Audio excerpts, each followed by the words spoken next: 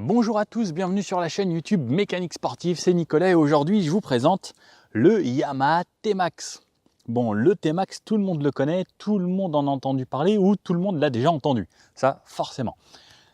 Il fallait absolument que j'essaye ce scooter parce que ça fait des années que j'en entends parler, j'ai essayé des motos, plein de choses, mais jamais ça. J'ai essayé son concurrent, le Forza 750 et il fallait vraiment que j'essaye ce T-Max pour voir ce que c'est et pourquoi il y en a autant sur les routes et pourquoi c'est aussi vendu. Et on va voir dans la vidéo si c'est vraiment si bien que ça. Alors, je peux déjà répondre à la question, oui, c'est bien. Mais on va voir pourquoi, mais il y a quand même quelques petites choses qui me manquent moi et on va en parler un petit peu en détail.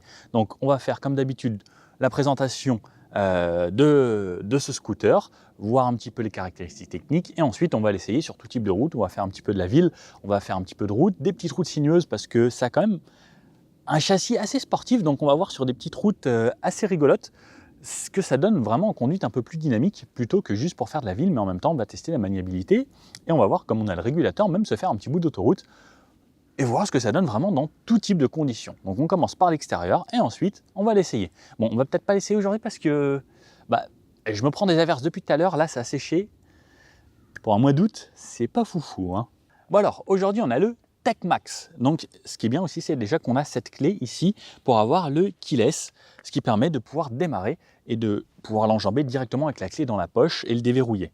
Donc ça, c'est un gros plus. Il y a le T-Max, il y a aussi la version 20e anniversaire et ce T-Max, donc qui offre quelques petites choses en plus, comme par exemple la bulle qui est réglable électriquement, la selle chauffante, les poignées chauffantes, qui sont des petits détails supplémentaires qu'on n'a pas forcément sur le T-Max d'origine.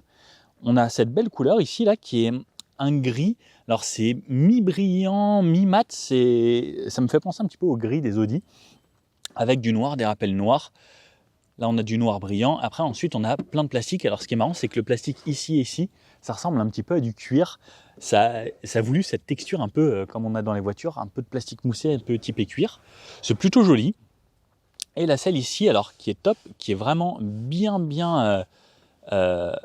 qui agrippe bien sur les côtés, et cette partie ici très moelleuse au centre. Au niveau du poids de ce T-Max, on est sur un véhicule qui fait 218 kg, alors c'est pas très léger effectivement, ça sent pas trop quand on roule avec. On a une hauteur de selle ici à 80 cm de haut, donc 800 mm. Ici donc des repose-pieds, on peut avoir, donc regardez quand je l'enjambe, soit de cette façon, soit façon un peu plus sportive. Et ce qui est bien, c'est qu'on a ici, là, cette petite remontée sur la selle qui permet de bien se caler. Quand on accélère fort, au moins, on ne part pas en arrière. On est vraiment bien maintenu. Et pour quelqu'un qui fait 1,80 m comme moi, au final, la position ici est agréable. Et même la position en tonne en droit, c'est plutôt pas mal. On a juste ici, là, un moteur bicylindre à 560 cm3 qui développe 48 chevaux et 55 Nm de couple. Bon, changement d'endroit puisque je me suis pris une sacrée averse. Donc, au niveau du design aussi, on peut voir donc cet échappement ici. On a une ligne normale, pas la ligne Akrapovic, comme beaucoup mettent. Et il y a une ligne aussi qui est dispo chez Yamaha pour une ligne avec une sonorité un peu plus importante. Mais franchement, je trouve que celle-ci va très bien parce que sinon, ça fait vraiment du bruit. En fait, c'est pas pour nous, c'est sympa quand on est dessus, mais pour les autres, c'est assez embêtant. Donc, le moteur, comme je vous disais, juste ici, positionné assez bas. On a parlé donc de la position. Au niveau des roues, on a du 15 pouces à l'avant et à l'arrière. Au niveau du freinage, on a étrier radial à l'avant, donc avec double disque, double étrier radial, 4 pistons et sur du 267 mm. Et à l'arrière, on a un gros disque avec 2 étriers puisqu'on a un frein de stationnement. Donc on active ici, hop, on a juste à le tirer là, je vous remonte ça juste après. Et le frein ensuite, donc qui est hydraulique, avec l'ABS, on a l'ABS à l'avant et à l'arrière. Au niveau du réservoir, donc on a un réservoir 15 litres ici. La moto est donnée pour un petit peu moins de 5 litres au 100. On verra pendant l'essai ce que ça donne, mais ça reste plutôt bien niveau consommation. Moi, j'étais en dessous des 5 litres sans problème. On a le petit bouton ici pour appuyer la selle. Donc, alors, il faut que je m'approche. Hop, démarrer. J'appuie sur la selle ici, ce qui me donne ici un volume de quoi mettre 2 casques environ 30 litres. On a une petite lampe juste là, et ici un petit kit outil. Hop, et lorsqu'on appuie ici, ça nous lève le petit capuchon pour nous donner accès au réservoir. On a les cale-pieds passagers ici, donc pour la personne qui va aller se mettre à l'arrière, hop, voilà la position qu'elle aura. donc c'est plutôt agréable, c'est confortable. Elle a les genoux pas trop hauts. Et au final, on est plutôt bien, même en étant à l'arrière. Et on a une selle qui est assez spacieuse pour les fesses. Donc ça, c'est une bonne chose. Et pareil, 2 bonnes poignées sur lesquelles on pourra bien se tenir soit un peu plus en arrière, soit vraiment au niveau des fessiers ici. Au niveau de la suspension, on a à l'avant une fourche inversée. Ça, pareil, je trouve ça super beau. Même sur les motos, je trouve ça super beau. Qui fait 120 mm de débattement. Et à l'arrière, donc, on a un bras ici oscillant qui nous donne une suspension donc avec un débattement de 117 mm à l'arrière. C'est plutôt confortable un petit peu sur tout type de route. On a les rétroviseurs qui sont juste là, donc pas sur le guidon, ça ne bouge pas. C'est plus sympa sur les gros scooters, les maxi scoots un peu sportifs. Souvent c'est joli, c'est plutôt design. On n'a pas de clignotants dedans. Les clignotants seront juste ici, mais ça je vous le montre en allant de face. Autre petit point positif, c'est à l'avant une valve coudée pour pouvoir regonfler plus facilement. Et à l'arrière, il me semble avoir vu une qui n'est pas coudée. Alors dommage, qui n'est pas sur les jeux. Je ne sais pas pourquoi, aujourd'hui j'en ai que à l'avant. Au niveau de la garde au sol ici, on a 125 mm, donc pour monter des trottoirs et autres, ça devrait suffire. Au niveau de la taille de ce scooter, on est sur un scooter qui fait 2,20 m et un empattement de 1575 mm entre les deux axes. Et pour ceux qui voudraient du rangement supplémentaire, on peut avoir en option ici un top case qui fait jusqu'à 39 litres chez Yamaha. Et pareil, on pourra avoir l'option pour l'hiver avec le tablier. On peut vraiment avoir pas mal de choses. Les bulles, c'est pareil, si on veut le pack sport, on peut avoir la bulle qui est beaucoup plus petite, qui ne sera pas réglable comme ça, avec une toute petite bulle qui donnera ce côté un petit peu plus urbain, sportif, plutôt que celle-ci. Alors celle-ci est réglable. Alors ce qui est top, c'est elle monte beaucoup plus haut. Et c'est pareil, selon la cinématique, vous voyez, donc elle ne fait pas juste monter comme ça, elle monte de cette façon pour pouvoir vraiment évacuer l'air plus haut que vous. Et à haute vitesse, c'est vrai que c'est quand même bien pratique, surtout quand il pleut comme aujourd'hui. On est quand même très très peu mouillé. Ça, c'est un gros avantage. Et c'est vrai que pour ça, je prendrais moi personnellement la version TechMax pour avoir justement toutes ces options comme la selle chauffante, les poignées chauffantes et cette bulle qui est réglable électroniquement. Donc cette face avant, là on le voit bien, les rétroviseurs qui sont intégrés juste ici. Donc on peut bien sûr les replier assez facilement. Alors plutôt de cette façon, si on veut bien les ranger, donc là ainsi il ne dépasse pas du tout du guidon, plutôt que là ils vont se bloquer juste ici. Le réglage à la main. La bulle, donc je vous remonte d'ici, donc on voit vraiment que ça part d'ici. Donc on a vraiment déjà une belle amplitude. Et une fois qu'on sera dessus, ça va vraiment soit nous cacher des intempéries ou autres, soit du vent. Et c'est vrai que là, quand il fait beau, enfin il est censé faire beau, quand on la baisse, on prend un petit peu de vent, ça fait du bien. Par contre, dès qu'on est à plus haute vitesse, si on veut rien se prendre, on peut laisser la visière ouverte, bulle en haut, et on sera bien. Alors, moi je fais 1,80 m. Lorsqu'elle est en haut, c'est un peu dans mon champ de vision, alors ça me dérange un peu, je la mets toujours un peu plus basse pour pouvoir regarder au-dessus de la bulle, mais même de cette façon, en fait en laissant en intermédiaire, ça me permet de prendre un petit peu d'air et en même temps de bien voir, parce que personnellement j'aime pas être juste à ce niveau-là, où dans la bulle ça déforme un petit peu, donc j'aime bien l'avoir un poil plus bas, mais ça protège quand même du vent, même à haute vitesse. D'ailleurs j'ai fait pas mal d'autoroutes, j'ai traversé toute l'île de France avec, et c'est vrai que c'était un gros plus. Mais moi, surtout, ce qui m'a plu, c'est le régulateur de vitesse que je vous montre juste après quand on va passer sur cette partie. Ensuite, ici, donc, on a des feux à LED, full LED. Donc, les feux de jour ici à LED. Ça, pareil, ça pique bien les yeux. Et clignotant à LED, ça, c'est pareil. On vous voit arriver de loin, même de nuit. Et lorsqu'on a les warnings, donc, on a les deux qui s'allument juste ici. Garde-boue, ici, couleur carrosserie. Et on pourra avoir sur l'option Pack Sport un garde-boue avant en carbone. Ça, par contre, c'est sexy. Roue avant, on est sur du 120 de large, roue arrière, on est sur du 160 de large. Sur le côté, un peu comme tous ces gros maxi scoots, on voit qu'on a quand même un scooter assez volumineux. Quand je me mets à côté, je me sens presque petit. C'est un beau bébé. Donc 218 kg on a dit. Pour le poids, l'arrière j'aime bien, il remonte bien ici. Donc là, ici à l'arrière, ce support de plaque qu'on voit qui va bien protéger pour éviter que même le passager se prenne de l'eau. Ça après, c'est au goût de chacun de pouvoir le modifier ou autre. De ce côté-là, pas de chaîne, une courroie et le moteur, donc c'est un variateur, c'est un scooter, il n'y a pas de boîte de vitesse comme son concurrent, par exemple le Forza 750 où c'était une boîte DCT. Donc on verra à l'usage, c'est vrai que c'est quand même un plus, on n'a pas besoin de passer de vitesse. Les scooters ont quasiment toujours été faits comme ça, donc ça continue. Donc toujours le petit cale-pied ici, le petit rappel T-Max qu'on a en rouge, plutôt joli, donc pareil avec la protection de courroie là. Le pneu arrière, comme je vous disais, c'est du 160.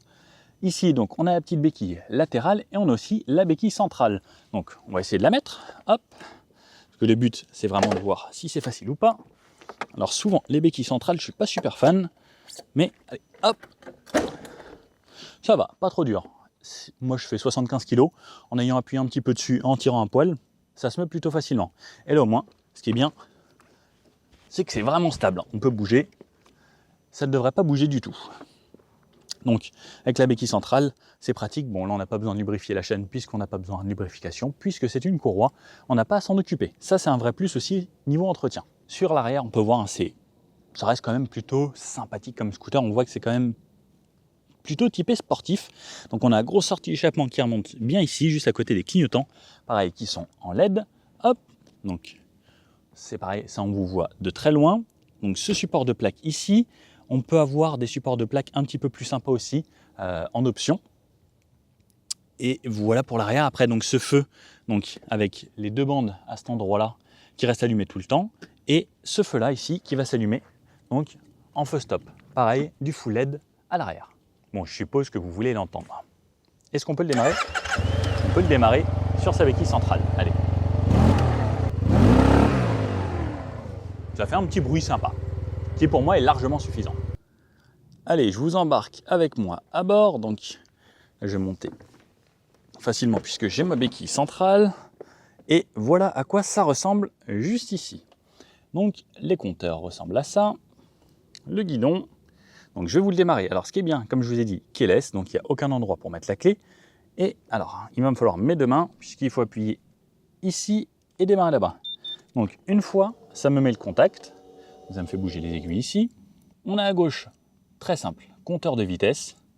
À droite, compte-tours. Au milieu, écran central qui nous donne les infos sur le carburant, la température. Et ensuite, lorsqu'on va bouger le petit bouton mode ici, regardez, au fond de l'écran, ici, ça va me changer. Donc là, par exemple, c'est le réglage de la bulle. Là, ça va me changer pour les poignées chauffantes. Et ensuite, grâce à ces deux flèches ici, je vais pouvoir changer. Donc pareil, si je veux régler ma bulle, hop, je le fais d'ici en appuyant et elle monte ou elle descend. De cette façon. Et ensuite, je rappuie sur mode. Ça va me donner les poignées chauffantes et j'aurai option une poignée chauffante donc une fois et deux fois pour les faire chauffer plus fort. 3 fois même. Donc 3 niveaux de poignées chauffantes. Et ensuite, le troisième mode, c'est la selle chauffante, donc que je peux activer. 1, 2, 3 pareil. Donc 3 niveaux de siège chauffant pour votre popotin l'hiver. Et troisième, c'est les infos. Les infos, ça va changer seulement ce qui est en bas ici.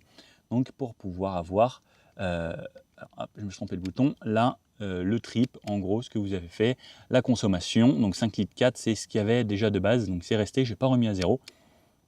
La température extérieure, le trip 2 et le kilométrage du véhicule.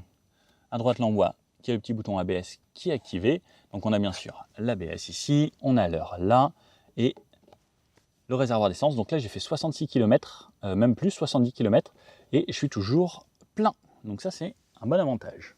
À gauche, donc, le frein arrière, juste ici. Donc on a le réglage ici pour la garde, plus ou moins distancé. Le menu, donc avec cette touche-là, menu, ça c'est pour modifier et le réglage de la bulle.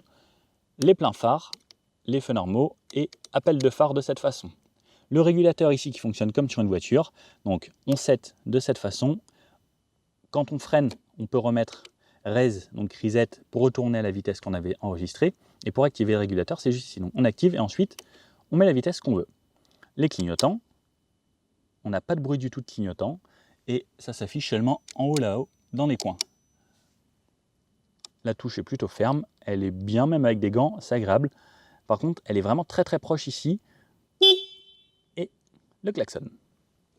Ça, c'est le frein de stationnement, donc qu'on met de cette façon, hop, qui va activer le frein à l'arrière.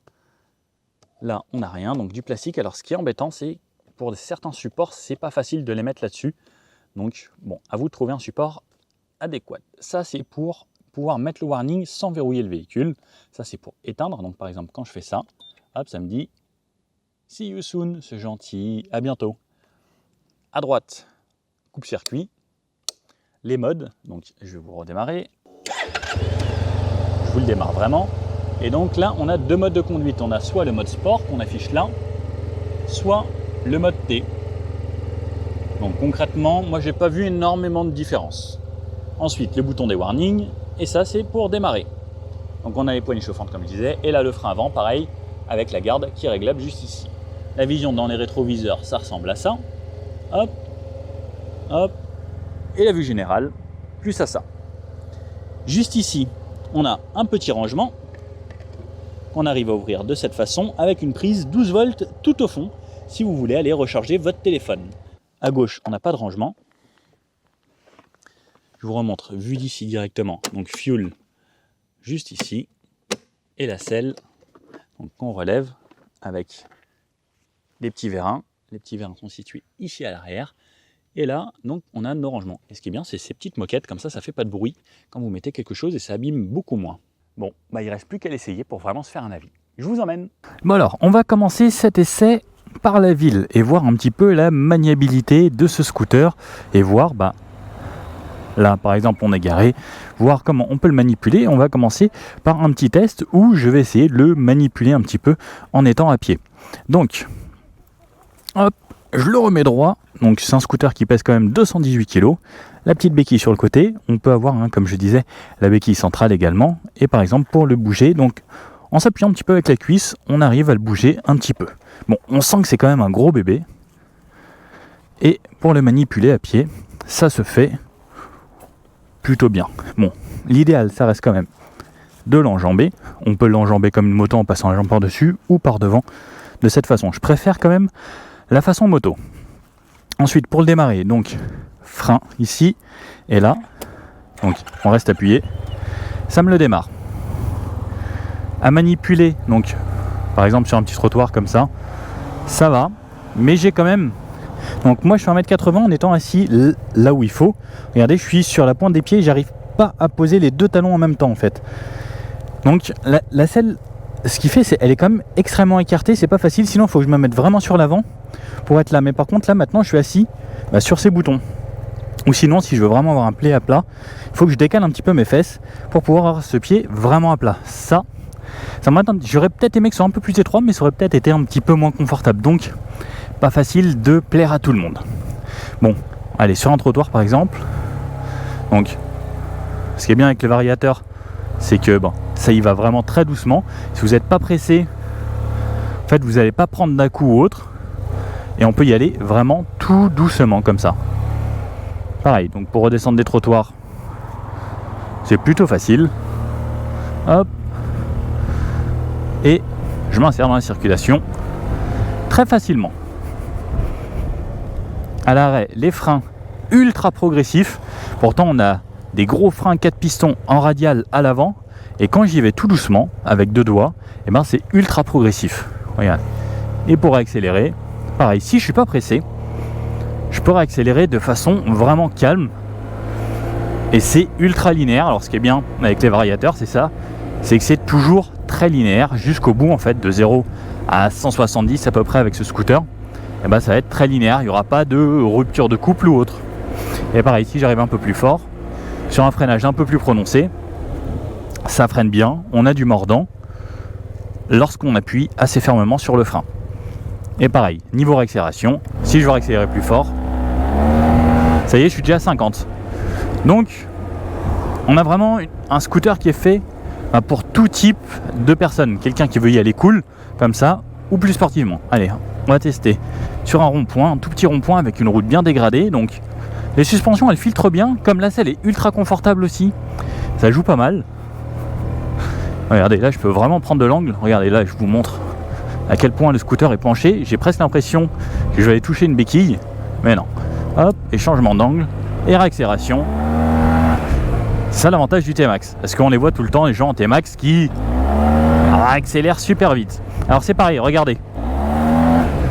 Ça réaccélère franchement, mais comme c'est une courroie en plus un variateur, ça fait que c'est pas violent. En fait, vous n'allez pas vous faire peur. Regardez, je peux accélérer à fond. Alors ça y va, ça monte, et ensuite c'est très linéaire. Donc il n'y a pas de moment où vous avez waouh. C'est pour ça que je pense que beaucoup de gens utilisent le T-Max, parce que c'est facile. Et pareil, rond-point, hop, j'adore. Enfin, c'est vraiment très très facile. Même là, hop, j'y retourne et je peux réaccélérer. La simplicité. Et pareil, donc avec les pieds de cette façon, donc avec les jambes quasiment tendues, moi je suis bien appuyer derrière là, avec mon petit siège, derrière mes fesses. Et ça fait que même quand j'accélère, même si je tiens très peu le guidon, en fait, comme mon corps est bien maintenu sur la selle, je pars pas en arrière, je suis pas surpris et je peux tendre les jambes assez facilement. Donc ça fait que c'est hyper facile. Et pareil, on a un bon ressenti. Regardez, si je veux faire des zigzags, c'est hyper facile. Quand on voit ces genres de gros scooters, on pourrait se dire, bon bah c'est quand même assez gros, alors qu'en fait, bah, ça y va tout seul. Alors pas autant qu'un 125 qui est vraiment très très agile, mais je trouve ça d'une facilité en ville, c'est déconcertant. Après le frein arrière pareil, aussi progressif, c'est top. Donc après vous prenez soit du frein arrière soit du frein avant. Moi j'avoue que j'ai une préférence pour l'avant qui m'arrête bien, je sens mieux ma roue avant. Et un petit demi-tour, regardez, on va essayer là une place qui n'est pas excessivement grande, donc je mets mes pieds devant. Je trouve que c'est en ayant les pieds devant comme ça que j'ai le meilleur feeling. Et regardez là, j'arrive à faire des ronds, enfin sur un endroit quand même assez petit. Et je peux faire demi-tour de l'autre côté. Et pareil, on a un bon feeling.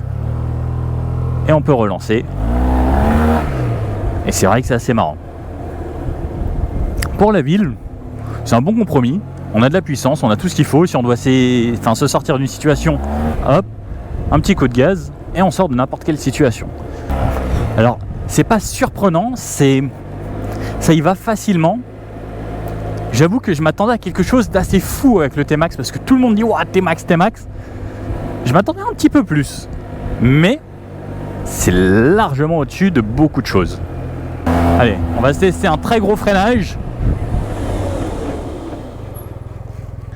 Ça freine bien, il y a l'ABS qui se déclenche lorsqu'on est vraiment très très fort sur les freins avant, l'arrière, donc il va essayer de gérer, on sent vite l'ABS qui se déclenche. Pareil l'avant, j'ai fait quelques tests de gros freinage, on peut avoir l'ABS qui se déclenche à l'avant, mais c'est sécurisant. Je me suis pas fait peur avec ce scooter. Et dès qu'on prend un petit peu plus de vitesse, donc hop, on va se remettre à 50, et là par exemple je peux activer mon régulateur, et regardez, là j'ai pas besoin des mains, ça conduit vraiment tout seul. Vraiment facile. Bon, en ville, le but c'est pas de le faire parce que bon, il peut quand même y avoir des choses, mais à partir de 50 km/h, on a le régulateur. Et à la moindre pichenette sur un des deux leviers, à gauche ou à droite, c'est très très sensitif, et bien le régulateur va se couper. Alors ce qui est bien, c'est que comme c'est un variateur, on n'a pas une grosse décélération. Sur l'Africa Twin par exemple, comme c'était un bicylindre, un gros bicylindre, dès qu'on coupait par exemple sur l'autoroute, on se prenait mais un à-coup vers l'avant, un gros frein moteur, alors que là, et ben même quand il se coupe, c'est gentil, et c'est pareil sur le freinage, ça va être progressif. Ça c'est un gros plus. Et avec le scooter, j'ai quand même fait pas mal de kilomètres depuis que je l'ai. Avant de venir filmer, j'ai traversé toute l'île de France, j'ai fait de l'autoroute, de la nationale, du périph'. Et c'est vrai qu'avoir le régulateur, c'est un gros plus, surtout sur le périph'. Parce qu'en fait, c'est tellement confortable et c'est tellement stable comme scooter. Parce que regardez, c'est vraiment une stabilité. Ça qui est bien aussi avec les très gros scooters, c'est que plus c'est gros, plus ça pèse lourd, plus c'est stable. Donc dès qu'on va se mettre à un petit peu plus haute vitesse, ça va quand même être un gros plus d'avoir ce genre de scooter.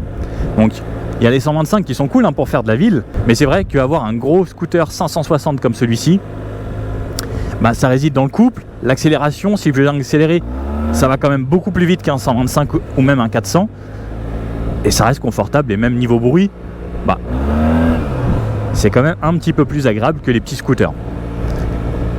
Après, j'aimerais bien savoir, parce que les T-Max, quasiment tout le monde met des pots d'échappement, des Acra ou autres. Est-ce que vous êtes la team on laisse d'origine, ça fait pas trop de bruit, ou est-ce que vous êtes de la team non, un T-Max, il faut que ça fasse vraiment beaucoup de bruit. Moi je vous avoue que lorsqu'on n'est pas sur le T-Max, tous les T-Max ils font énormément de bruit. C'est vrai que moi, l'échappement d'origine ça me convient largement. Et regardez, quand on accélère un peu, alors je sais pas si vous allez entendre, mais pour moi ça me suffit, j'ai pas besoin de plus. Je sens qu'il y a de la puissance, il y a un petit bruit, ça me va. Et comme vous pouvez le voir là sur des courbes un peu plus longues, et ben en fait c'est tellement facile que je pense même pas vous le dire, ça y va tout seul. En fait il suffit juste de le penser et vous avez besoin de rien faire d'autre. Voilà, hop, voilà, ça, c'est tellement facile. Donc là on va aller se mettre sur de la nationale, sur de l'autoroute, et à la fin on va se faire des petites routes un petit peu plus avec des virages, voir ce que ça donne en conduite un peu plus sportive, voir si c'est un petit scooter sportif ou pas. L'accélération c'est vrai que c'est n'importe quoi. Et même là sur les grands virages, voilà, c'est tellement facile.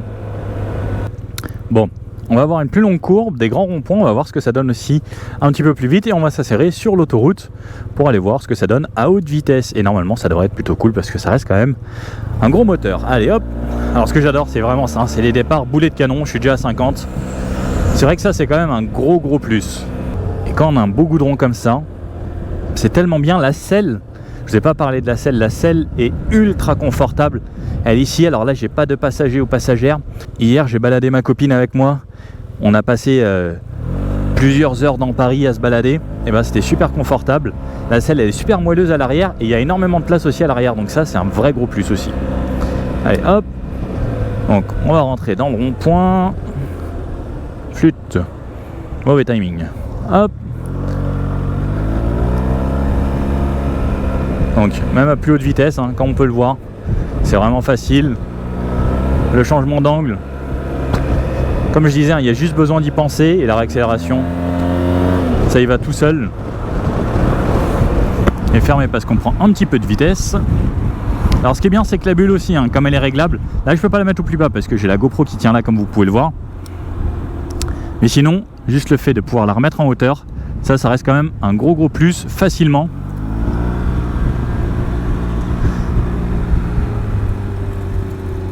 Et regardez, même là, on peut pencher hein, assez, regardez, c'est tellement facile. Je comprends pourquoi il y a autant de monde finalement qui utilise ces gros scooters.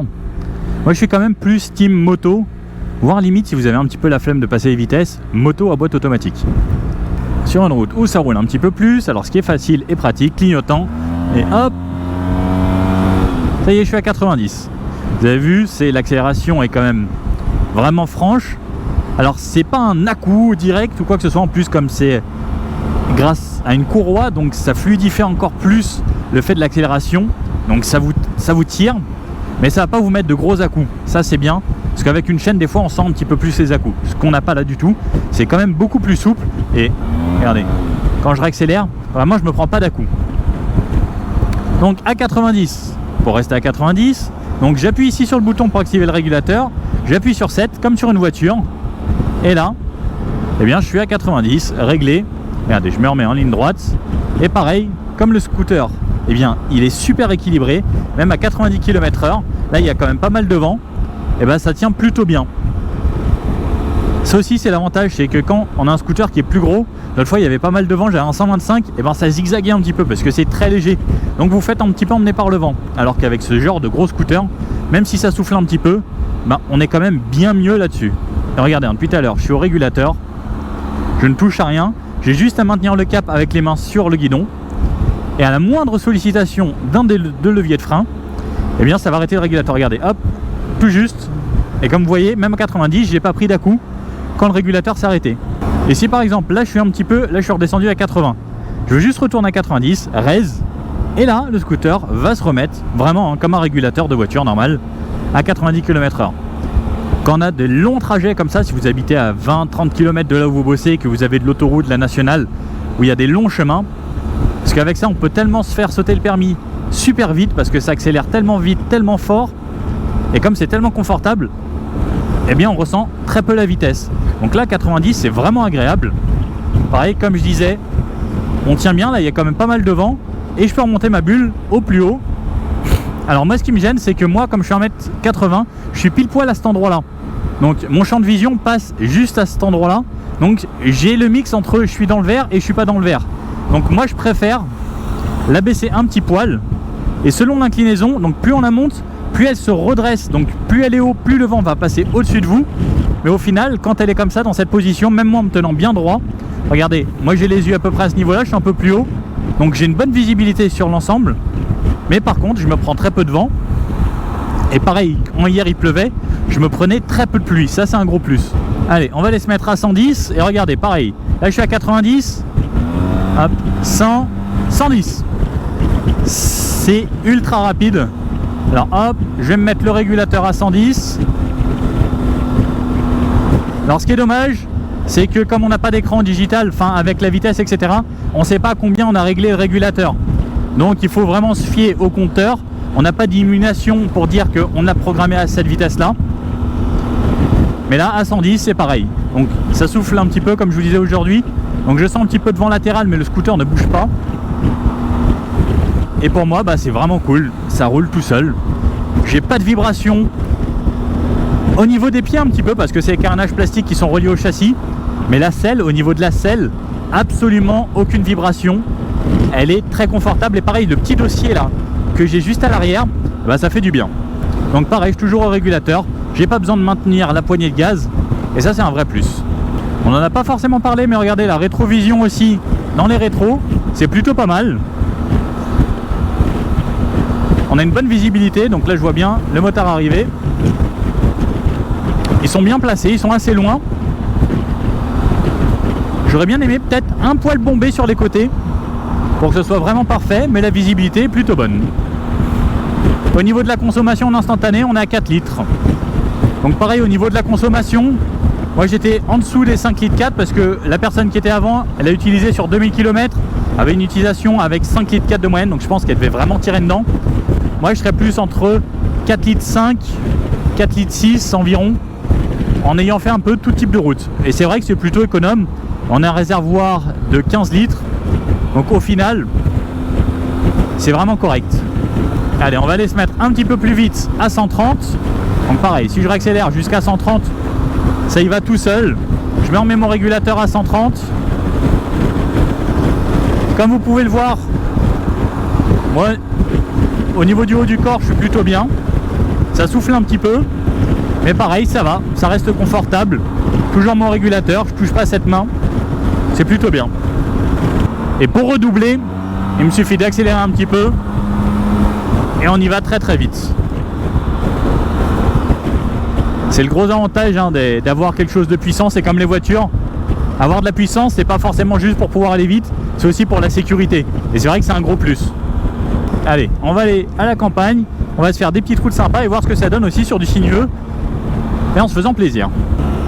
Donc pareil, si on habite un petit peu en dehors des villes, on va faire ce genre de route. Donc 80, c'est le top, on est à 4000 tours, c'est confortable, on peut cruiser, chiller.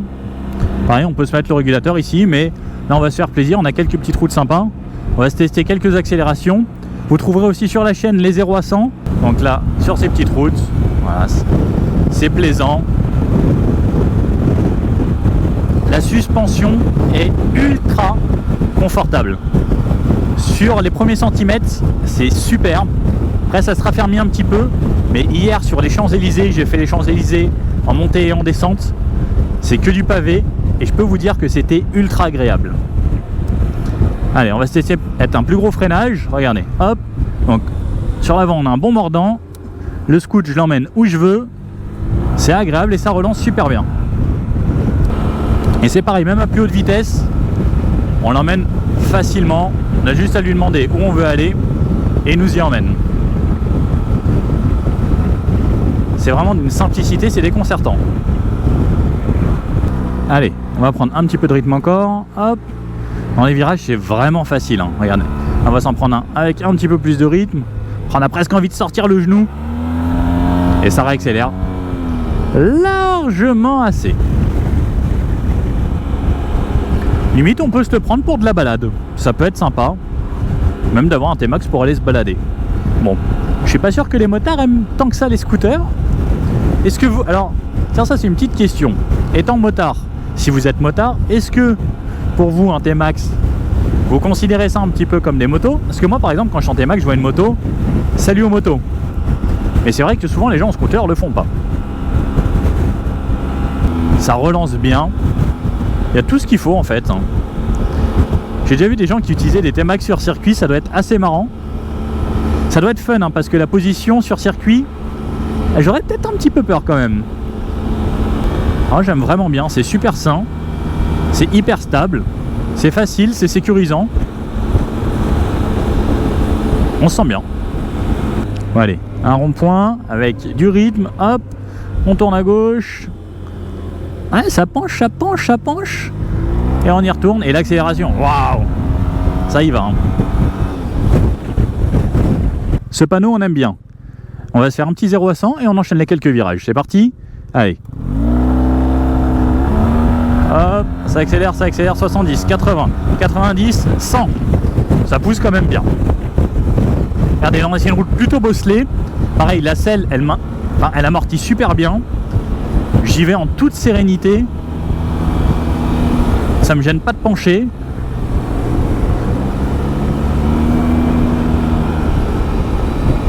C'est tellement facile. Une fois qu'on s'y est fait, on n'a qu'une envie, c'est limite de se faire plaisir avec. Et souvent les gens utilisent ça en ville, mais en vrai, même sur ces petites routes, c'est plaisant. Hein. Ah, ça y va bien. Hein. Oh là là là, on se fait quand même plaisir. Hop. Et c'est une bonne reprise au final. Et c'est assez instantané au final avec la poignée de gaz. Ah oui, et on n'en a pas parlé, il y a deux modes de conduite. Donc il y a le mode T, comme ça, et le mode S, donc qui est le mode sport. Et c'est pareil, quand on y va doucement, il y a un mode éco. Et alors, personnellement, j'ai un petit peu de mal à voir quelle est la différence entre les deux.